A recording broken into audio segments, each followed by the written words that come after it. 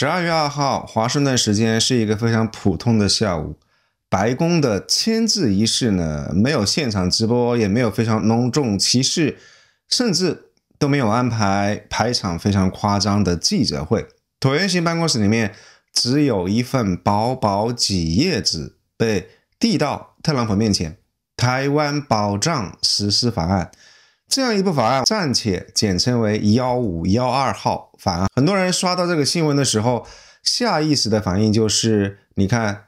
又是一部挺台灣的法案，美國國會又在作妖。但問題在於，這一次它不是又切了一刀香腸，它是把切香腸這件事情寫進了法定的制動程序。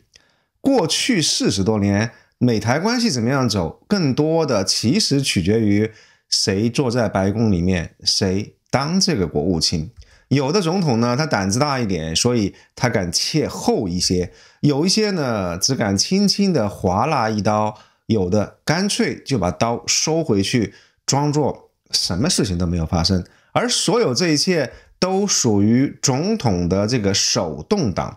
但是從今天，從這一刻開始，美國對台政策被裝上了一台新的發動機，一台被焊死的自動擋的切香腸機。每隔5年，它會自動運轉一次，強迫國務院回答一個問題：在對台工作方面，還有哪一些自我設限可以被解除的？而這樣一期視頻，我們把這樣一台自動切香腸機拆開給大家看清楚，它是怎麼樣被焊在美國的法律體系裡面，它如何掏空一個中國的骨架，它又怎麼會一步一步把台海拖向一條幾乎沒有回頭路的軌道。那如果您已經習慣了用戰略模糊或者切香腸這樣一些陳詞濫調來看台海的話，那麼本期節目可能會逼迫您更新一下自己的詞典。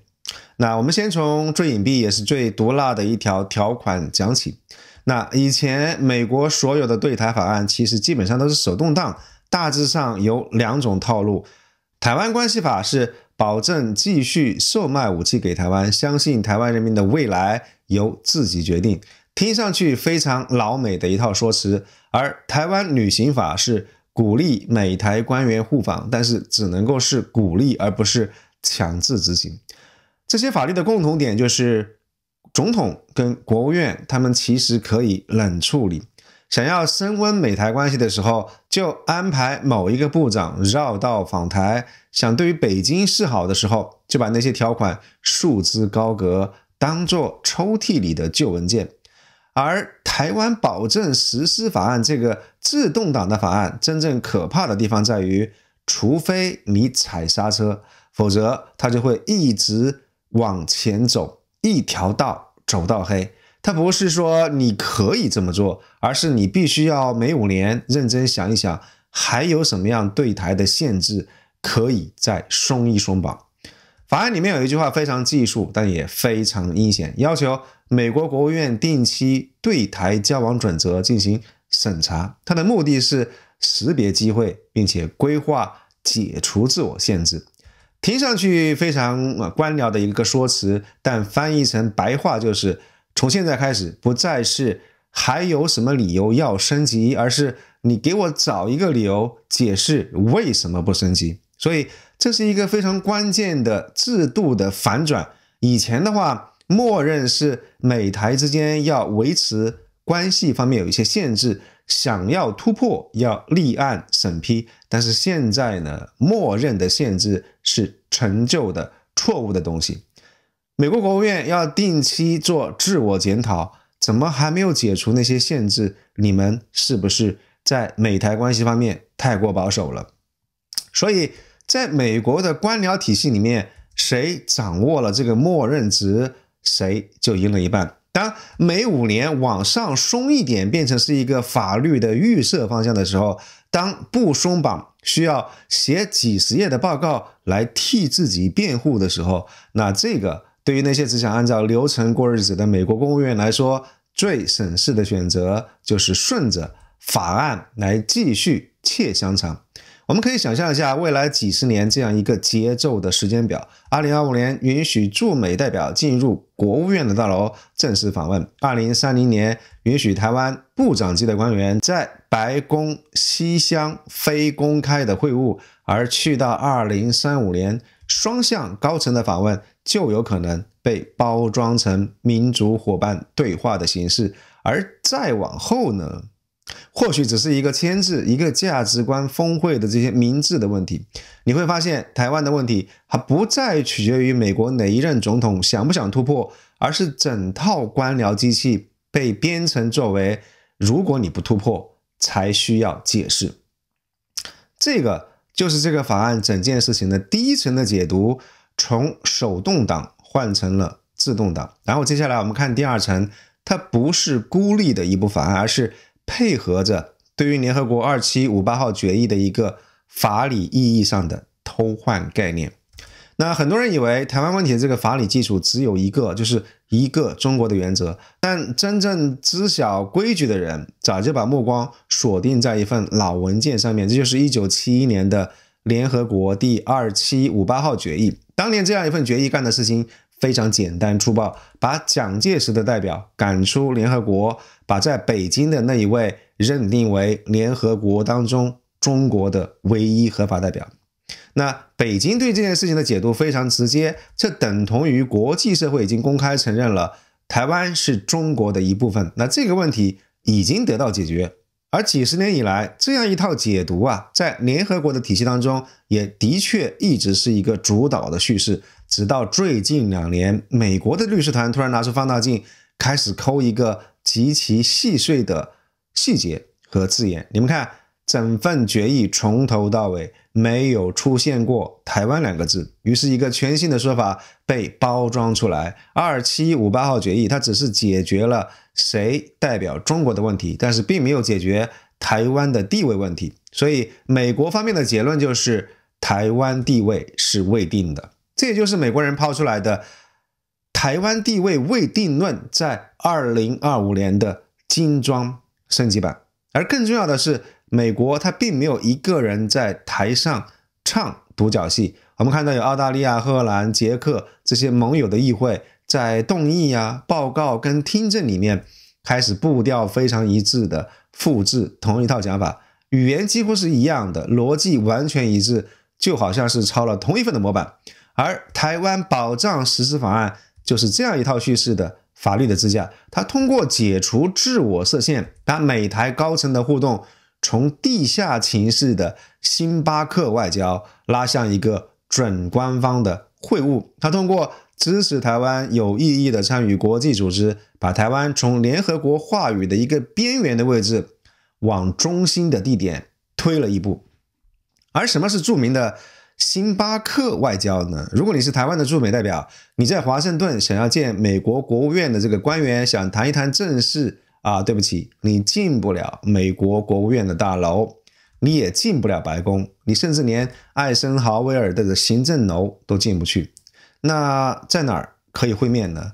你們必須得像搞地下情報工作一樣，又在華盛頓杜邦環島附近的一家星巴克，或者某個不知名的酒店大堂，甚至有可能是公園的長椅上面。哪怕你是台灣的這個國防部長，到了華盛頓，你也必須要喝着拿鐵談軍售。為什麼呢？因為美國要守住1979年中美建交以來對於北京的承諾，美台之間是非官方的關係，所以任何官方色彩比較隆重的場合都是禁區，甚至連台灣駐美代表處的這個歷史建築雙橡園這個升旗儀式都不允許有美方的官員在場。但是台灣保證實施法案的簽署啊，徹底終結了這樣一段歷史，並且是不可逆的形式終結了。那以前的規矩是，除非經過特殊批准，否則限制美台這個交往的層級，這個是默認的設置。但是從現在以後，這個規矩開始變成這個法案強制了美國的國務院每5年必須進行一次全面審查，甚至有說每2年就要審查一次的這個說法。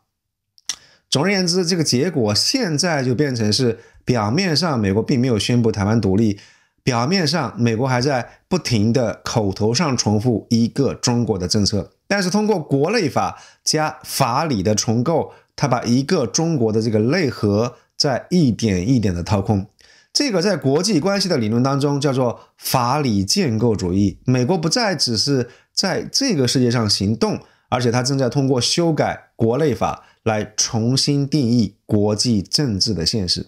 我們可以想象一顆蘋果，它的表皮還在，仍然叫做一個中國，但是它的內部被連續的法律啊、聲明啊、立法啊一點一點的蛀空，到最後只剩下了一個光滑的紅色的外殼。而當北京指着外殼說你吃掉的是我的蘋果，華盛頓可以面不改色的回答說，不，我們只是重新解釋了一下你這個蘋果到底包不包含台灣這一半。你看，這個就是整件事情的第三層的概念。這個法案在法律上它不只是貼了一塊挺台灣的標籤而已，它是在聯合國的話語體系裡面對2758號決議的這個解釋權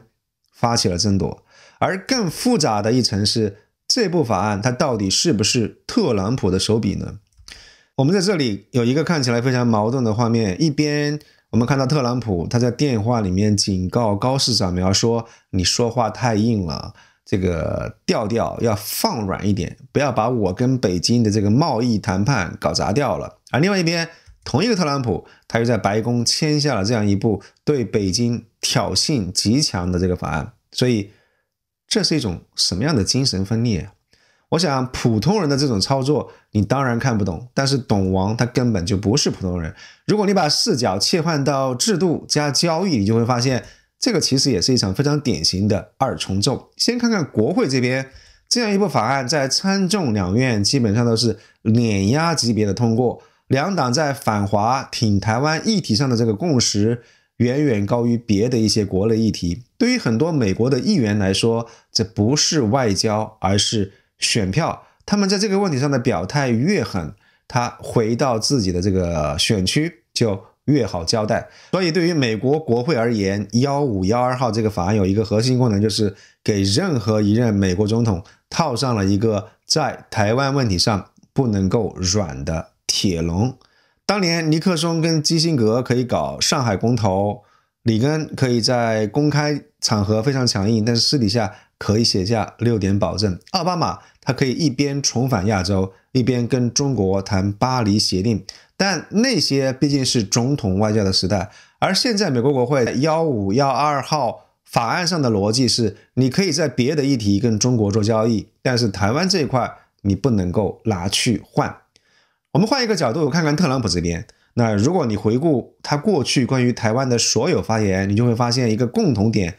特朗普他從不掩飾自己想要把台灣當作是一個高價值籌碼的這麼一個表態。他曾經公開說，保護台灣可以要加錢。他會抱怨說，我們保護台灣，我們幫台灣守着芯片，他們也該給一點回報。所以在特朗普這樣一種人格底色底下，他看待1512號法案的方式就是，一方面反正國會已經全票通過了，我否決也會被推翻，那與其這樣被動，倒不如先簽了這個法案，然後順勢當作是自己的一個強硬方面的這個政績。而另外一方面，這樣一部法案也可以是將來跟中國談判的一把刀。所以明年訪華的時候可以說，那你看我手裡有一台自動切香腸機，那如果你在貿易啊、科技啊、俄烏問題上給我做一些讓步，我可以讓這台機器轉得慢一點，不然的話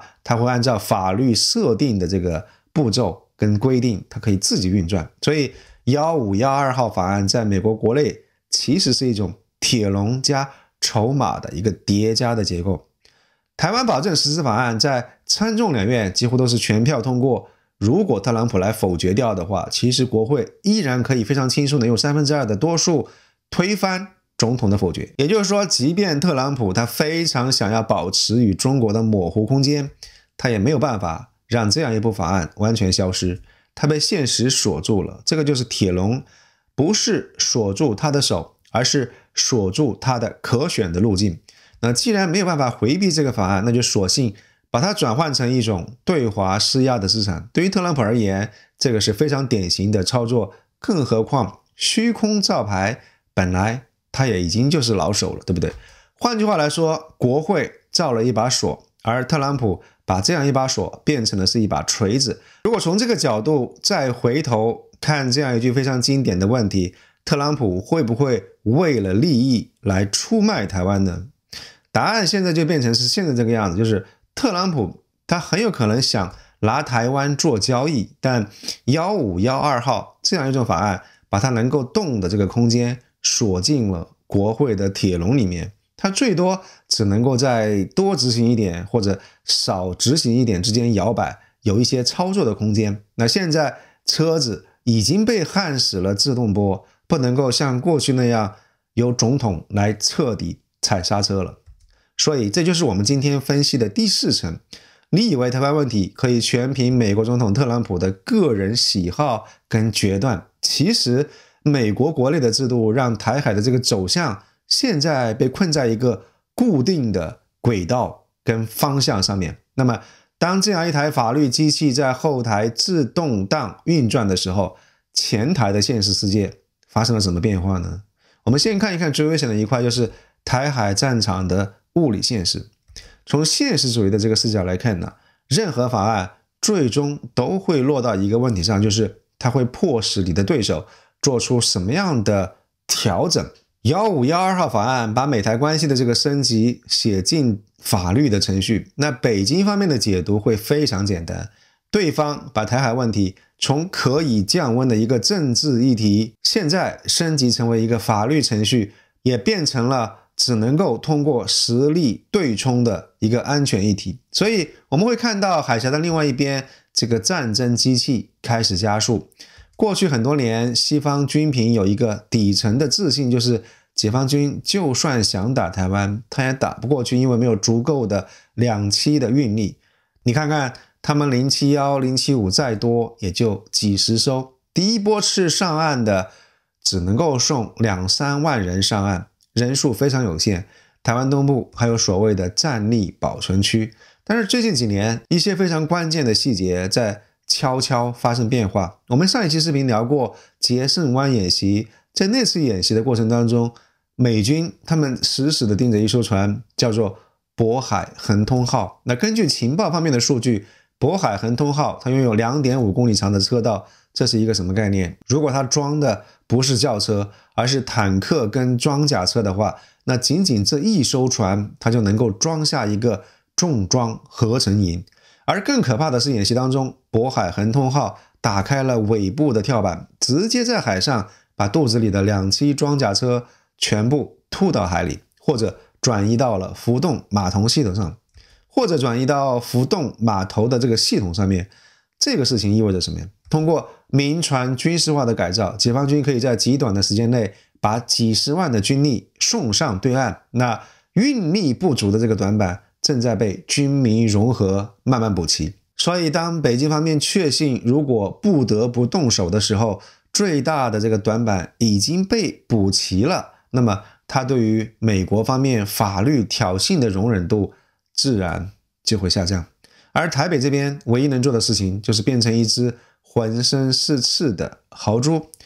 1512號法案也讓美國對台軍售的這個機制常態化了，台灣的軍購從暫時的補漏可以變成是平時常態化的採購。但與此同時，我們也要看清楚一個現實，就是截至2025年年底，付了錢但是並沒有交貨的這個項目累計已經超過200億美金。台灣方面訂購的 F-16V 遲遲不能交付，魚叉導彈要拖到2028年之後。2028年是一個什麼概念？那如果解放軍2027年就動手的話，那這些導彈難道要交付給台灣的特區政府嗎？所以當你把所有這些畫面放在一起一塊兒看的時候，就會發現一邊是北京用軍用的滾裝船補齊了運力的缺口，而另外一邊台北用導彈跟反艦的武器在島上插滿了鋼刺，而後台是一部每5年甚至乎每2年就要求再升級一下美台關係的一個法律的機械。所以大家會發現1512號法案它並不會直接引爆台海戰爭，但它會讓所有的這個軍事準備都不得不假設戰爭更為接近了。這就是非常典型的安全困境的螺旋。你越是想要保證安全，你越會逼得對方提前準備打仗。而戰爭的準備不只會發生在軍營跟造船廠，它還發生在一個很多人非常容易忽視的地方。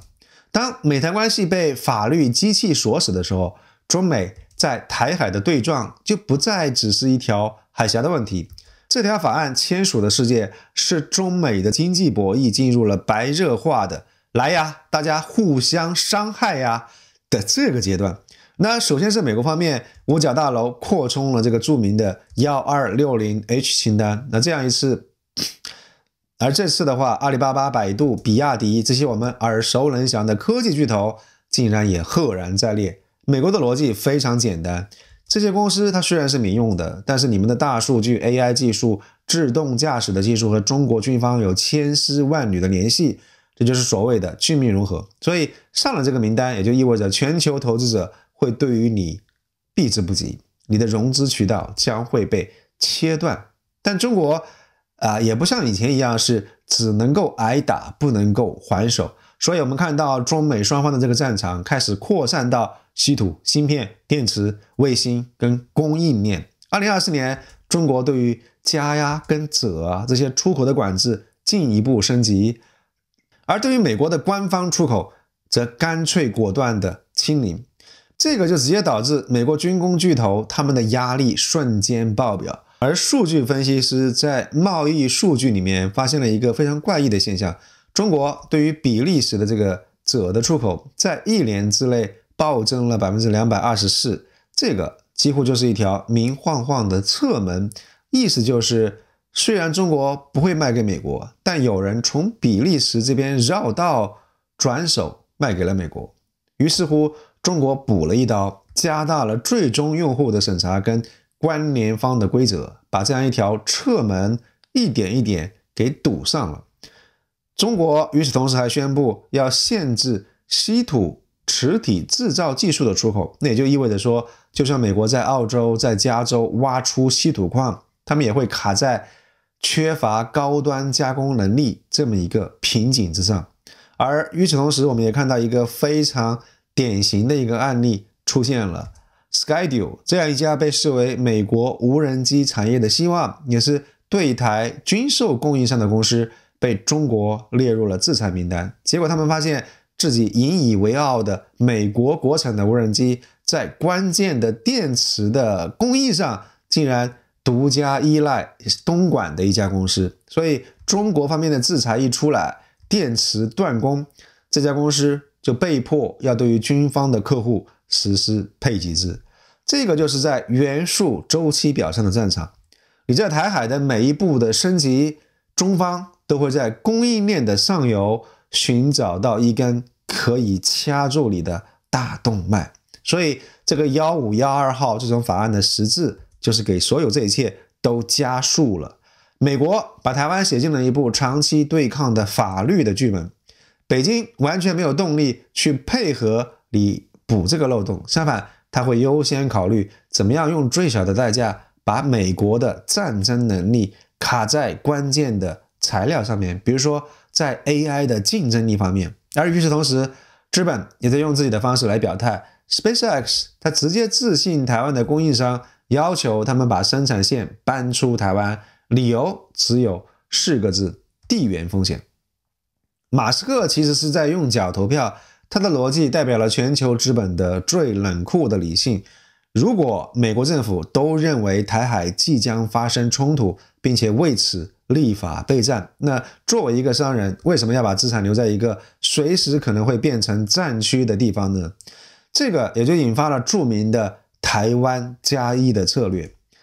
在網上，青鳥非常喜歡拿這個外企從中國大陸撤資來說事兒。你看看戴爾、惠普這個名單非常的長，對不對？但是他們未必知道的是，這些外資巨頭他們不僅在搞去中國化，其實同時也在搞去台灣化。他們要求供應鏈不僅要搬出中國大陸，但是也別放在台灣，而是要搬去越南呢，去泰國啊，去墨西哥。這個其實是一個很多綠營的政治人物刻意忽略的畫面。對於很多跨國企業來說，中國+1與台灣+1正在同時發生。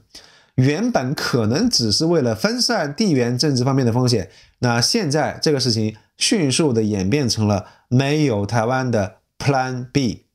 反而有很多的外企，他們發現大陸的這個誘惑，因為產業鏈的緣故實在是太大，他們忍不住要回流。但是在更大的地緣政治的舞台上面，1512號法案是怎麼樣震動了整個印太地區的棋盤呢？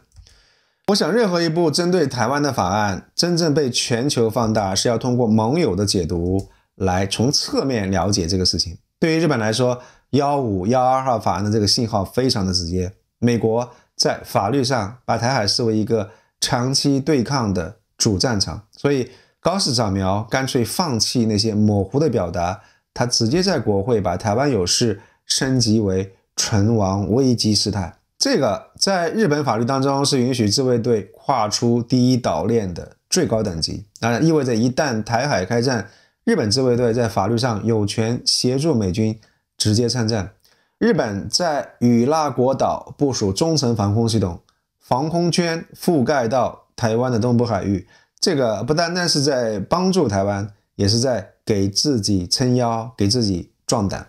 但好笑的是，當高市早苗的這個言論刺激到北京的時候，特朗普在電話裡對他說的卻是：你的語氣太強硬了，這個調子要放軟一點。對於特朗普來說，日本的存亡焦慮永遠排在自己的談判籌碼之後。那同樣的邏輯也用在菲律賓身上。美軍在呂宋島北部軍事基地的存在，對於台海干預的意義非常重大。所以美國內部有人提出，應該讓台灣出錢，幫助菲律賓升級這些基地。